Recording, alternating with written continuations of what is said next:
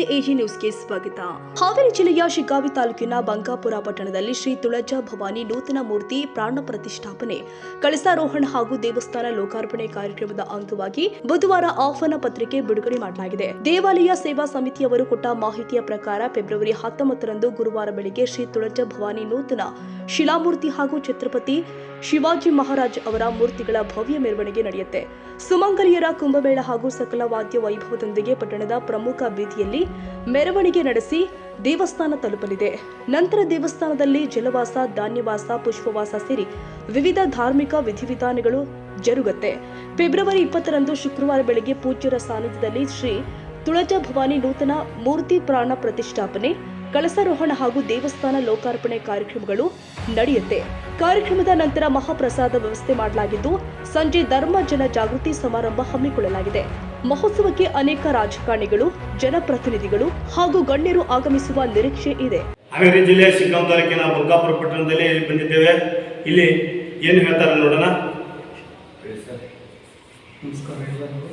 ಪುರಸಭಾ ಸದಸ್ಯರಾಗಿ ನಾವು ಅನ್ವೇಷಿದ್ದು ಅಂತೇಳಿ ಅಂಗವಾಗಿ ನೂತನ ಕಟ್ಟಡ ಉದ್ಘಾಟನೆ ತುಳಜಾ ಭವಾನಿ ದೇವಸ್ಥಾನದ ಕಮಿಟಿ ವತಿಯಿಂದ ಎಲ್ಲ ಸಮಾಜ ಬಾಂಧವರು ಅವರು ಇವರನ್ನೇ ಎಲ್ಲರೂ ನಮ್ಮ ಸಮಾಜದವರೆನ್ನುವಂಥ ಒಂದು ರೀತಿಯಲ್ಲಿ ನಾವು ಹೇಳ್ಬೋದು.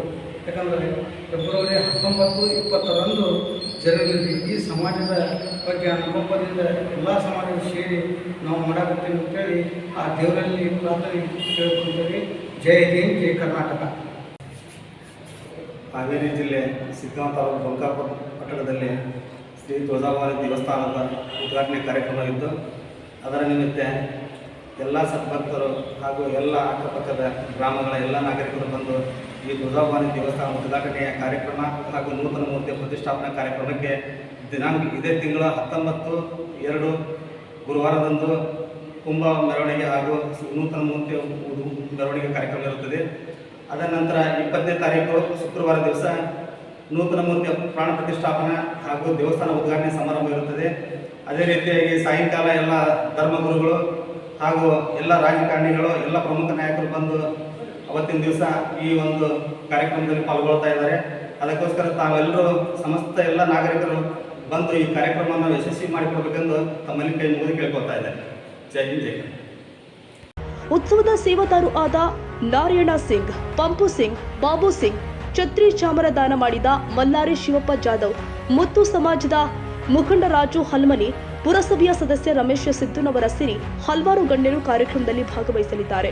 ಶ್ರೀ ತುಳಜಾ ಭವಾನಿ ದೇವಸ್ಥಾನ ಸೇವಾ ಸಮಿತಿ ಅಧ್ಯಕ್ಷರು ಹಾಗೂ ಸರ್ವ ಸದಸ್ಯರು ಬಂಕಾಪುರದ ಭಕ್ತರನ್ನ ಕಾರ್ಯಕ್ರಮದಲ್ಲಿ ಹೆಚ್ಚಿನ ಸಂಖ್ಯೆಯಲ್ಲಿ ಭಾಗವಹಿಸುವಂತೆ ಮನವಿ ಮಾಡಿದ್ದಾರೆ. Raviraj S Samshi, AG news. ಕನ್ನಡಿಗರ ಮೆಚ್ಚಿನ ನಿಮ್ಮ ಎಜೆ 24/7 ನ್ಯೂಸ್ ಕನ್ನಡ ವಾಹಿನಿ ಇದೀಗ ಟಿವಿಯಲ್ಲಿ ಲಭ್ಯ. ವೇಳೆ ನೋಟಿಸ್ ಕೊಟ್ಟಿದ್ರೆ ವಾಪಸ್ ತಗೋತೀವಿ. ಇವತ್ತು ವಕ್ಫ್ ಪ್ರಾಪರ್ಟಿ ಅಂತೇಳಿ ಬರ್ತದೆ ಅಂತ ಹೇಳಿದ್ರೆ ರೈತರು ಬೀದಿಗೆ ಬದಲು ಏನ್ ಮಾಡ್ಬೇಕಾಗುತ್ತೆ? ಯಾರು ವೋಟ್ ಹಾಕಲಿಲ್ಲ ಅಂದ್ರೆ ಗ್ಯಾರಂಟಿನೆಲ್ಲ ಸ್ಟಾಪ್ ಮಾಡ್ಬಿಡ್ತೀವಿ.